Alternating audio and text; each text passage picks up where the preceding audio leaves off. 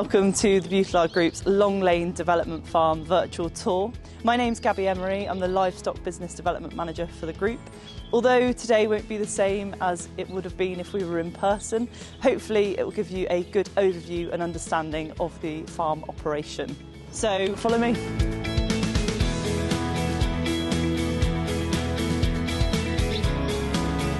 Everyone is required to sign in upon entry to the farm. We provide PPE for all visitors in the form of an overjacket and boots, not only for biosecurity purposes, but we are also an AFU here at Long Lane, so to ensure that we are preventing any disease transfer between units, we require this to be worn at all times on site. So here we are on site.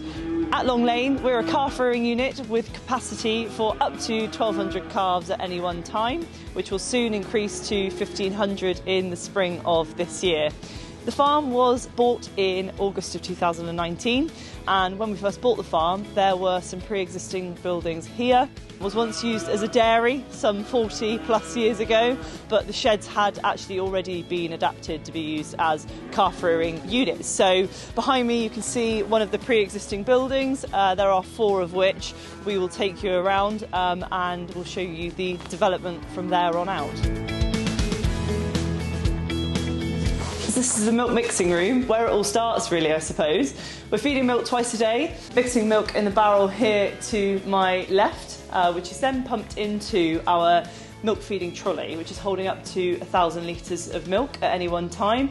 The best thing about our feeding trolley is that it retains the temperature of the milk. So it is fed at the optimum temperature from the first calf right down to the last calf. If there's 45 minutes of time passed between those 2 calves being fed, it ensures that consistency is delivered every time.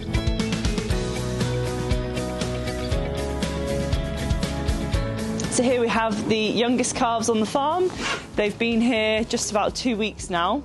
So during the milk period, they are fed twice a day directly into troughs, and they are fed ad-lib cake during the milk period. So these calves are actually housed in our first generation of high health unit.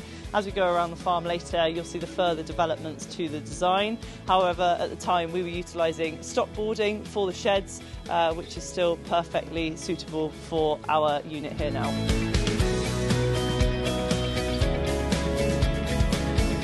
So here we are, 2 pre-existing buildings on site.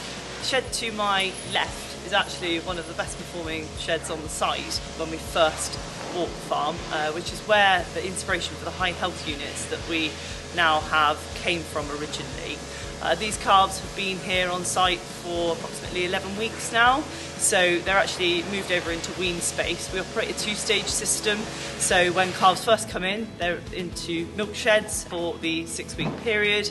Following weaning, they move into wean space, which are these calves here behind me. So these calves are nearly ready to leave us. They're heading well into their exit spec, and as you can see, very well fleshed and ready to head on to the next producer in the supply chain. So we're here now at our mobile high health units. Calves obviously due to arrive imminently. This is where our feed trials on farm take place. So as you can see behind me, there is the 2 parallel auger systems running side by side. Panel tin and insulated roofing sheets are the key feature of these sheds, which are really, really important in ensuring that we are creating the correct climate for the milk calf. As you can see, these sheds are nice and shallow, which enables our staff to check calves easily. It's the most important thing in stockmanship, is the ease of being able to manage animals and ensuring that they're all at the front of the pens and very close to the stockman or woman is a really great feature. So as mentioned previously, this is where the feed trials take place. We've got 2 auger systems feeding from these bins, which are on weigh cells, that are feeding into alternate pens. So we're actually able to trial different feeds and ensure that the environment isn't a confounding factor in those trial processes.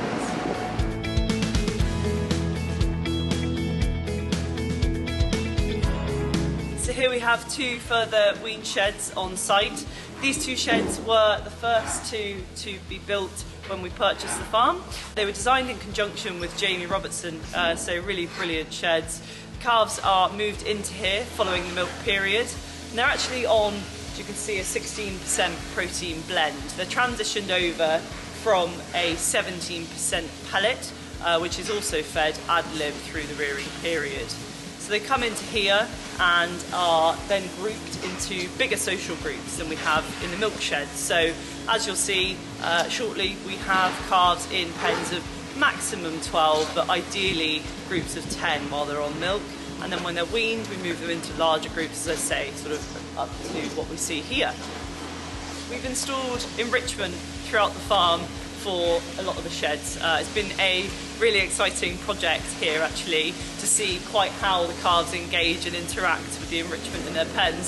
Something else that we've got going on in this shed is actually an infrared lamp. So we've installed that for the purpose of trialling alternative beddings. As many will appreciate, straw is becoming extremely costly, and we're trying to understand as to whether we can utilise any of those alternatives to bring costs down but also increase health in the calves.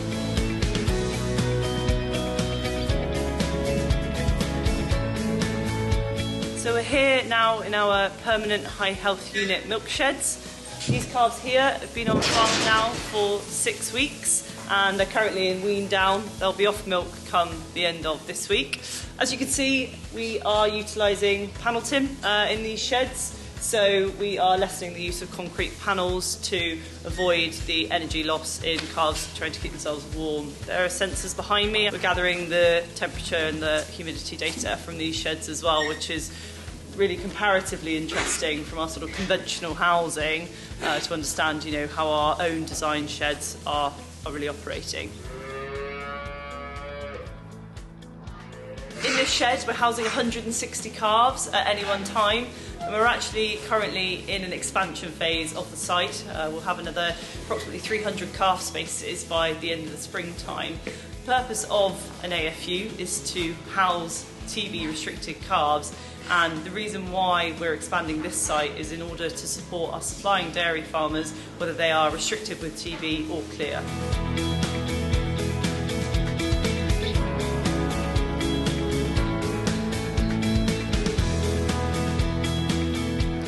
That wraps us up for today. I hope you've enjoyed this virtual farm walk experience and hopefully it's given you a bit of an insight into what we're doing here at Long Lane. We really look forward to welcoming you here in person in the future. Bye.